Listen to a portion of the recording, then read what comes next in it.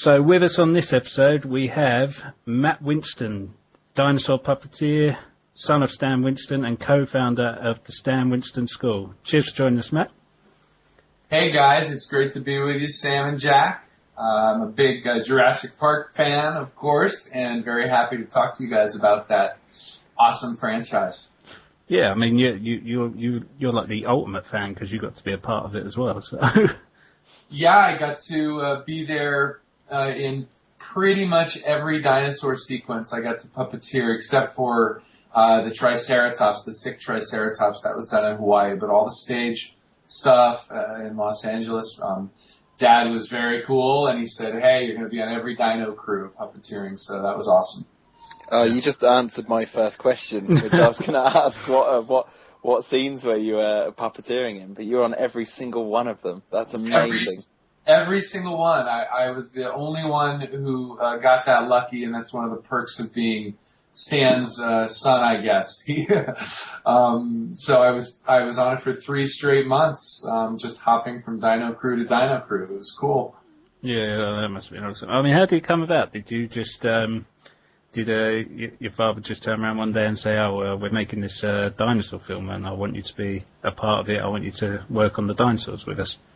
Well, I had grown up, obviously, in Stan Winston's studio. It was our home for the first few years of its existence, and then he got his shop in Northridge, and then in Van Nuys. But all along, I was always there. You know, I would come on weekends or after school, and I started working there at about age 14 or 13 or 14 for my summer breaks, and I was always around it, and I puppeteer on stuff. But Jurassic Park came along, and I had just graduated from college, so I had a nice chunk of time now. I was free from school, and I actually had the intention of becoming a working actor. That was what Dad's original dream was, and I think I sort of picked up that torch for him. And he said, "Hey, you need a SAG card, so why don't you come work on Jurassic Park for 3 months? And you'll get your SAG card, and we'll hang out, and you get to puppeteer dinosaurs." So that's how it happened.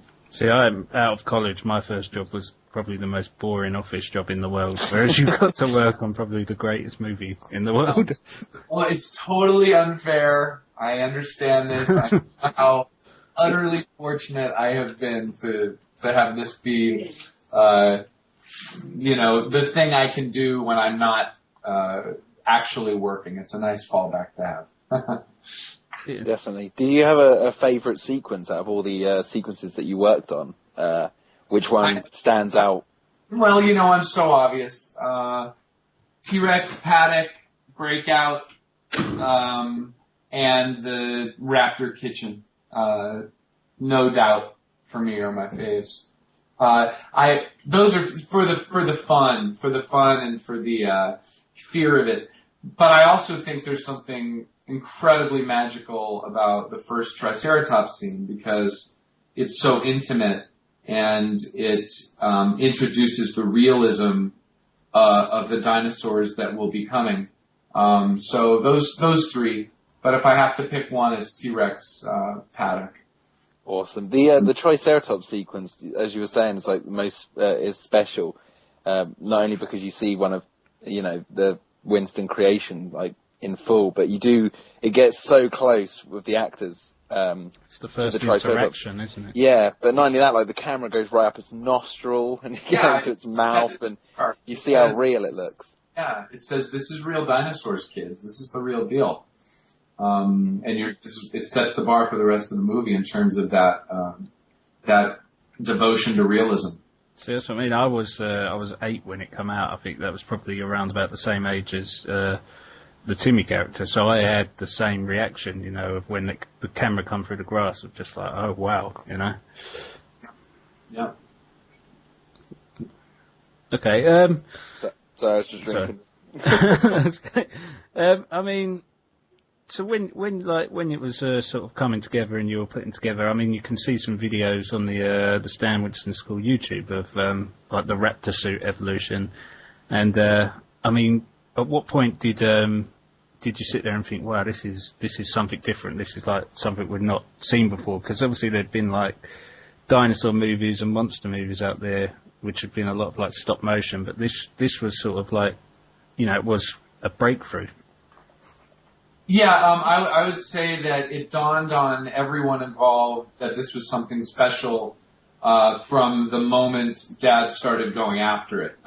Before there were even designs. I mean, people knew, okay, dinosaurs. This is something everyone wants to be a part of, and then every phase of it had its own wow moments. From the first designs that Dad worked on with Crash McCreary and getting those to just be beautiful and really sell Steven on Stan Winston's studio as the place to go. Those were gorgeous, the best designs that had ever come out of the shop. And then moving into maquettes and the early, that work, the work was just stunning. Like, oh my gosh, real dinosaurs. And so there were milestone after milestone. It wasn't just one moment.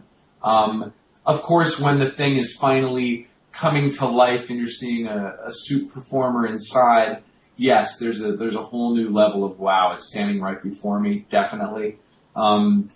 But truly, it was one of those shows that was a first in every step. So there wasn't one big moment. It's one of those films that I think it incorporates so many tricks of the camera and of the puppets and the CGI and everything. But also, obviously, with Phil Tippett's stop motion at the beginning of the process, it just seems like a movie that it actually incorporated every single camera trick out there and every single bit of movie magic. It was wisely used every Hollywood technique, every Hollywood magic trick in the book, and everyone brought their best because they knew this was dinosaurs. This was the first time dinosaurs would be presented. So, like you said, Phil Tippett, who was the dinosaur performance supervisor, I mean, he pre-vised a lot of those sequences and really nailed down the performances with these animatics he created. And then he was there, to make sure that the full-scale performance and the CGI performances meshed and fit with, real dinosaur movement. Michael Lantieri, let's not overlook him. He was responsible for the special effects, the floor effects, how the environments would interact with the dinosaurs, how that Jeep would move when the dinosaur was interacting with it. Even when it was the puppet dinosaur, you'd break the dinosaur if it had to do all that stuff. So he had to work with the dinosaur team. And then obviously the CG and the puppet crew, like you said, it was so many disciplines coming together. And that's why this film holds up so well to this day and why it blows out of the water the majority of the digital films you've been seeing is because it did use every trick in the book. It's the greatest advertisement for my father's philosophy that ever existed, which is use it all. And hopefully we're going to get back to that someday. I fear the new Jurassic Park will not, though. So I'm not sure yet, but I have my concerns. I'm glad you brought that up. I just wanted to ask: has anyone been approached about the new Jurassic Park or Jurassic World? Should I say? I can't go into details. We're spoiler free on here. We're not interested in any spoilers, so don't worry about that. So we're not going to pick it yet. Other than to say, I know that many members from the original team have been approached, and it has been announced that Phil Tippett is going to be the Dinosaur Supervisor. And I know that designs are happening now. I can't go any further than that. My hope is that puppets will be incorporated. I don't know to what degree that has been committed to yet. But I know the true fans would be up in arms if this was all pixels, and I would be up in arms, and it would be a bad thing. Well, we had, Phil Tippett was on the last episode we did, and we had Colin Trevorrow on in August, and he said that he wanted to make it as as close to the original as possible. So, you know, hopefully by that he means the like sort of like the making of process as well, as well as the final product. Yeah, and I can't say one way or the other if that's the case. I'm not holding my breath. I just know how producer-driven things are, and it's the producers that just don't get it. The directors get it, the actors get it, the fans get it. The producers are afraid of pre-production. They love post-production. Yeah. Where they can just twiddle endlessly. I learned that from watching the making of the film Alien 3, and when I watched that, and it's just, that was such a mess because studio executives would come in and change everything and all that sort of stuff. And when I was younger, that's when I went, wow, like, so it can be just someone who doesn't really know anything who changes everything. The cool part is we're finding ways to remove that stickiness from the equation and go directly to fans with practical effects again, because there's a generation of producers who don't get it. But I don't want to get off track. Let's get back to Jurassic Park. I see, like on the Stan Winston School website and things like that, you have a lot of like the models and the puppets on display. Have you ever been tempted to like just bring one of the giant T-Rex heads home and just hang it in your living room? No, never tempted to bring something of that size. Although I have a couple claws sitting here on my desk, and an eyeball. I do have a T-Rex eyeball sitting here. That's a good size for the home. A full-size T-Rex, not so much. Is it used as a paperweight? No, no, I don't use it as a paperweight. It's got its own special little spot. Oh man. I was just going to say, I discovered the Stan Winston School YouTube channel through my own love of Jurassic Park. I was just YouTubing it, and I think it was when you guys first started the channel. And I subscribed, and since then I've just been watching pretty much everything on there.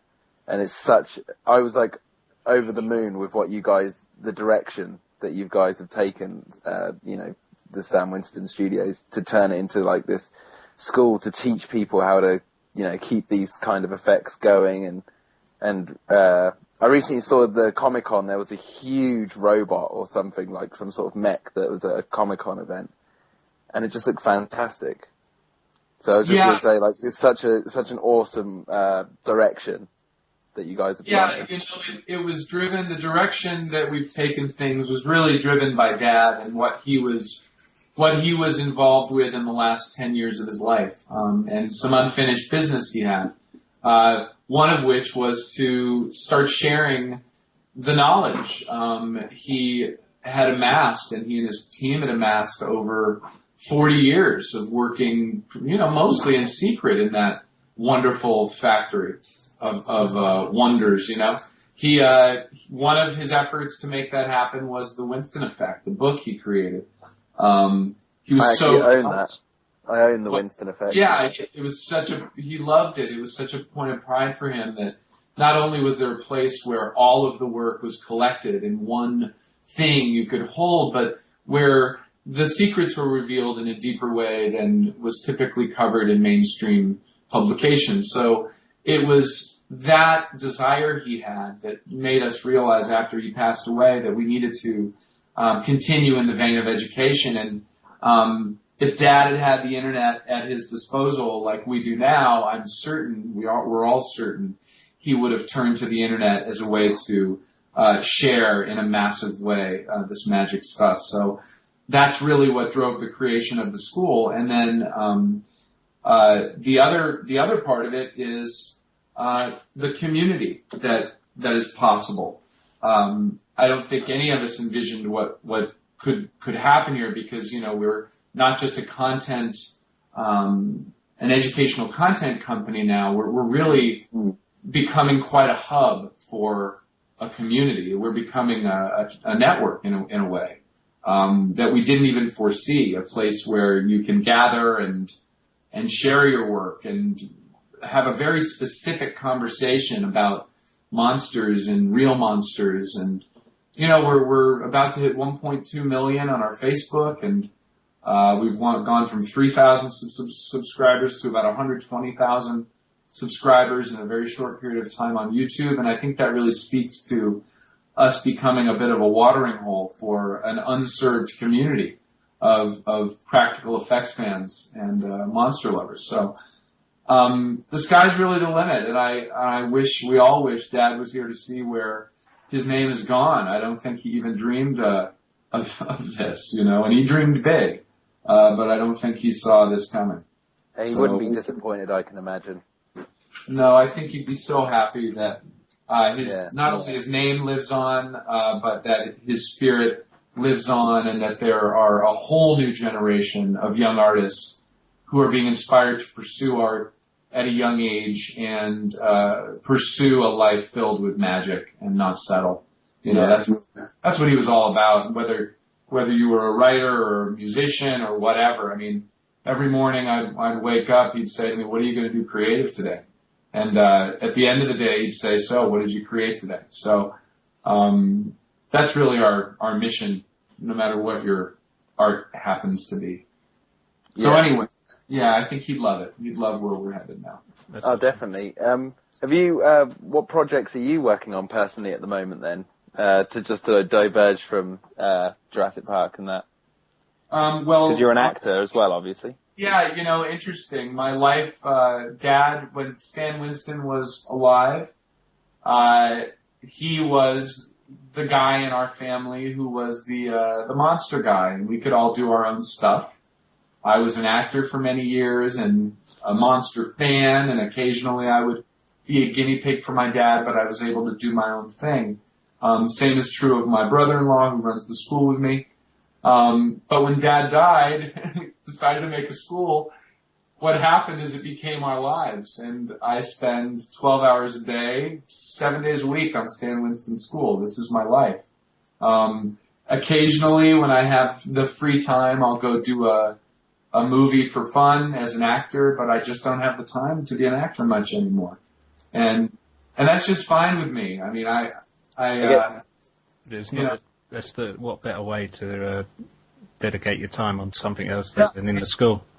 And we all didn't foresee that. We thought, let's get this started, and then, we can get some, full-time educators to run it. What do we know about education? But I think as with any business, as with any pursuit you're passionate about, the only way to do it right is to do it yourself. And this is my life now, And I love the other stuff, but nothing beats the satisfaction we get every day of reaching people around the world and inspiring them to take up art and to jump in and to lead a fulfilled life. And that's really what we're doing now. And I can grow old doing this. It's been really wonderful. I'm sure your dad would agree that you guys at the Stan Winston School are pretty much still, you're acting, but through these characters that you're creating at the same time, and teaching people what to do. That was always his feeling, because he did come out to Hollywood to be an actor, and that dream was always there for him, even to the day of his death. He had a project where he would be completely in disguise. You wouldn't even know it was him. It would be like an old crypt keeper type character. So he always nursed that, but he did get such great satisfaction creating characters that were extensions of him and his crew, and bringing them to life in that way. So he did find a way to be an actor, and it is very true that the characters that are created are fantasy actors. And it's funny, if you spend any time with monster guys and monster girls, people who actually work in effects, a good portion of them are people who were actors growing up and who actually came to Hollywood to pursue that dream. Mm. And they also love monsters and they love fantasy. And so finding themselves in effects, they were able to keep the acting dream alive to some extent, because their creations, more often than not, they get to go to set and bring them to life as puppeteers or as suit performers. So, he was pretty much creating the star of the show every time on these films, like Jurassic Park, Terminator. He would say that to people. It's like, hey, why do you get your name? Why are you standing before us saying there needs to be a category for makeup in the Oscars? My dad is instrumental in making that happen. Why should your name be on the poster? Why should your name be at the front of the credits? Why should you have part ownership of a film? Well, because we're creating your star. You spend $20 million on Tom Cruise and Arnold Schwarzenegger. You should spend money on the dinosaur that's going to put butts in the seats. The credit that Arnold's going to fight, and he understood that. And he always said, we're not just behind the scenes guys, we're the guys who are making the star of your movie. Absolutely. So true.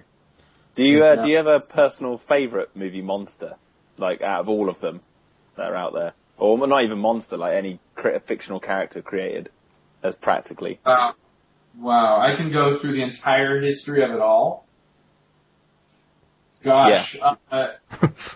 The original, I would say, Boris Karloff's rendition of Frankenstein, the Jack Pierce makeup, is good choice. Good answer, yeah. It's an absolutely perfect fantasy character, on-screen fantasy character.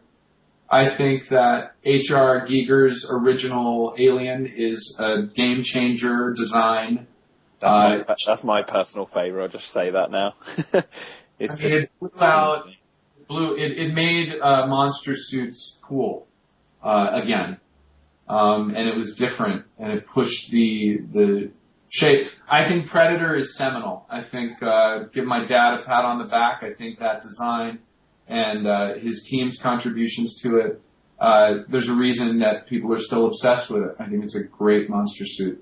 The thing with a lot of like his creations as well is they're timeless as well. You've got a lot of sort of monster movies from like the 60s, 70s, and 80s, and they look dated very quickly. Whereas you look back at the back catalogue from the Stan Winston studio, and they don't sort of age, do they?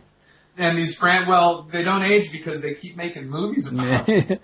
I mean, look, Jurassic Park, it'll be the 4th in the series.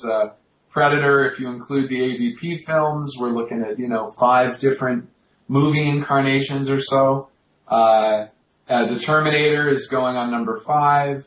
And I think the reason is a combination of Dad's contribution and his team contribution, but also the fact that these franchises from the beginning were quality and had, to some degree, I know a lot of people are disappointed with certain sequels, but the core mythology, the core setup was bitchin', and Dad was part of that, but also, he worked with James Cameron, and that bore the whole Terminator franchise, and Steven Spielberg's magic wand and Michael Crichton's story launched the Jurassic Park franchise. So the quality was there of the inherent story in the world, and Dad's contribution made it so that the fantasy element was totally real, and people were seeing not effects, but a real celebrity, a real new character, fantasy character that they wanted to see more of. So sort of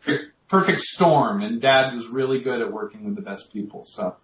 And yourself, you worked on the original Jurassic Park. Don't forget that. You acted as the T-Rex and all that. I guess. Maybe I'm the common denominator because I did. Wow, it's me. Yeah, but I mean, you do look at that. It's kind of in practical effects. Dad has not been touched in that particular metric. So many characters that have become franchise monsters. Exactly. Did you, even though you're not credited, did you work on The Lost World or Jurassic Park 3? Were you around for anything on those 2 sequels? What I would do is I was not on like the whole 3-month crew or anything, but whenever I would come to a set, they'd hand me an RC controller or cable controller because, I knew what I was doing and I wasn't going to mess it up, and I was Stan's kid and I got to have a chance. So, like I said, it was very good to be the son of Stan Winston and get to come to these magical places and get to actually help move the monsters around. So cool. You turned up on The Lost World with your CV in hand and went, look, there you go, Jurassic Park on there. I've done that. Give me a controller. I'll do the T-Rex. Exactly. Is there? Not the gross body movement, but a blink here and there, a jaw open and close. The gross body movement, they had to rehearse those moves a lot because you could actually kill people.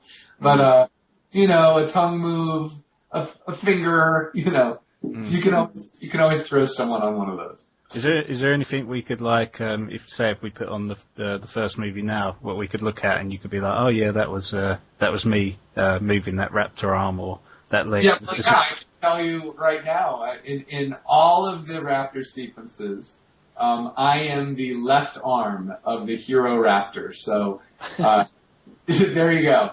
Mitch Coughlin was the right arm. I can't remember who was on head and neck. I think there were 14 of us to puppeteer those. Took more of us to puppeteer the raptors than the T-Rex. What was the arm that grabbed Muldoon's head? That would have been actually for that gag, that would not have been the cable operated. That would have been the insert. The insert head, which was basically a hand puppet, and then gloves, actual gloves, sort of the gag they use to puppeteer a Muppet, where you've got one central puppeteer doing the hands, then one of their hands is free to do an arm, and then they have another puppeteer doing the arm. Or the chef, the Swedish chef, that's the perfect example. That's how we puppeteered that moment with Muldoon. It was a hand puppeted insert head and raptor gloves. Is this going to be a 20-year-long ploy that we find out that you've done the left arm, and when no one's actually concentrated on the raptor's left arm, so when we look, it suddenly starts flipping off the camera, just like down the bottom of the frame. All of the stuff I did that no one paid attention to. I also with the left arm, because I had shown my prowess at left arm puppetry. I believe I was the left arm. It might have been the right arm on the spitter for all the spitter sequences. The rainy death of Nedry, that scene. So look for my left arm and right arm behaviors throughout the film. We should get that on your IMDb page. Yeah, exactly. Left arm of this, left arm of that. Yeah. Do you ever keep in contact with any of the old Jurassic Park lot outside of the crew? Or did they all just fizzle off into Hollywood still? Are you talking about the actors? Yeah, anyone, any actors. Spielberg, does he come down to the studio every now and then, or? Well, Stephen and my father had a long friendship and stayed in touch throughout. Obviously, did many films after the original Jurassic Park, and he's someone who I occasionally will stay in touch with. And as far as the actors go, lost touch with most of them. Joey Mazzello, I would hang out with a lot during the shoot. He was a young man then. His father was there, and he and the other Joey would hang out with us monster guys. We'd go up to the back lot and goof off or whatever. He was in Ariana as well. She would hang out with us. She played I can't remember the kids' names. That's terrible. Tim and Lex. That's right. That's terrible. But that was it. Yeah, didn't really hang out with the crew too much. Yeah, some of them went off to be huge. But obviously Samuel L. Jackson, just to name one of them. Yeah. No, it's just wondering out of morbid curiosity. All us dinosaur guys all stay together, and I see them all through the Stan Winston school lessons and everything else all the time. So, excellent. Yeah. I just want to ask, it's not Jurassic Park related, but I kicked myself if I didn't ask. I'm a huge Halloween fan. I've even got a Michael Myers tattoo, and you were probably in the best Halloween sequel, in my opinion. How did that come about? Did you audition for it, or did they say, we've got a cool little part for you? No, I actually have known the director Steve Miner for many, many years, and when he got the gig, he just said, "Hey, I got this little job of a little part as a detective at the top in a Halloween movie," and I'm like, "Heck yeah!"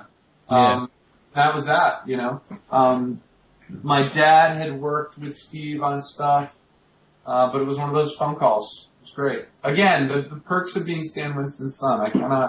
I cannot understate them, and I'm very thankful. I'm very thankful and fortunate to have been born into that man's world. Yeah. Oh, I mean, that's Born into awesome. monster royalty. Mm.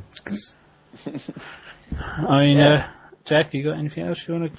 Oh no, I'm just happy. I'm sitting here. I'm Yeah. enjoying myself. Yeah. Well, I know you guys are Jurassic Park centric, so anything you ever want to talk about with us, if you ever want to do a specific conversation about a certain sequence and gather together some of the artists or puppeteers who might have worked on it for some kind of cool round table where we dissect a sequence, we'd love to do that. I mean, there's so many stories to share. You've just blown my mind. We're going to have to organise this. We'll organise this. Yeah, we definitely have to get that on there. You know, we get the T-Rex crew together for a group podcast. You know, 5 of us talking together or whatever. I mean, how fun would that be? Let's do it. That's amazing. We could. All right. We'll organise this after the. See, we thought we were getting the candy bar, but you just brought us the candy shop. So. No, I mean, because our mission really is to give voice to all the true magicians behind the scenes. You know, all the actors, they're interviewed all the time. We know their perspective on these films. The directors and the writers and the key department heads, they're the ones who always tell the same story over and over. The real stories you're going to find are talking with the guys behind the crew who actually, you know, put the screws into the robots and who can talk about the near misses and all the great stuff. So I will help you organize that. That is my commitment, and I'm committing it publicly too to your listeners. All right, Brilliant. I'm back out now. Yeah. So that'll be. You are recording this, Sam, aren't you? Yeah. All right, Matt. We'll do it. Oh, that's brilliant. All right, well, a big thank you for coming on. Obviously, you know, just talking to you and seeing the passion that you've got for the school and the studio, and you know the work that you and your dad have done and the studio's done is it's amazing. You know, even just sitting on the other end of the phone here, you can feel like the energy that you talk about it with. It's truly an honour, Matt. It really is. Well, thank you. I do tend to come on strong when I talk about this stuff, and if I went overboard, I'm sorry, but I am very passionate about it. I've kind of interestingly at age, my dad died, and I found a calling. It was very bizarre. You know, education and spreading this has become a passionate mission for me and for all of us who are involved. So. I'm glad it comes across, and I hope your listeners will get passionate about it too, because it's worthy. Oh, they should love this. They'll love this. All right. Well, thank you, Matt. Thank you, guys. Look forward to the next time.